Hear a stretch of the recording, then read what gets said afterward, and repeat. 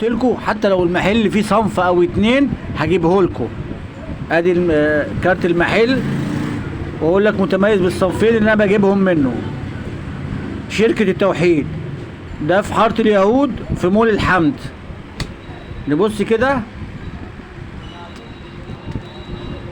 متميز في السلسلة الفراشة عنده ب9 جنيه. خلي بالكوا اللي فيها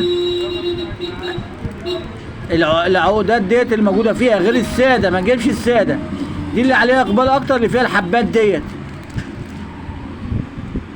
دي سلسلة الفراشة، ده عنده ب9 جنيه، ده عنده ب9 جنيه. بص الاشكال وبالذات الاحمر، تشتري اللون الاحمر ده اكتر حاجة شغالة عنده.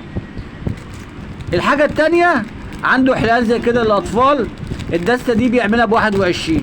حاول تنقي المقاس، مش كله صغير، يكون فيه بعض المقاسات الكبيرة عشان تنفع المقاس المحير. يبقى المحل ده انا بجيب منه صنفين، الفراشة ومعروفة الفراشة وعليها اقبال، وبالذات اللون الاحمر اهو، وبالذات اللون الاحمر انا بتلاقيني مكتر فيه. ادي اللون الاحمر تلاقيني مكتر فيه. والصنف التاني بجيب منه حاجات زي كده،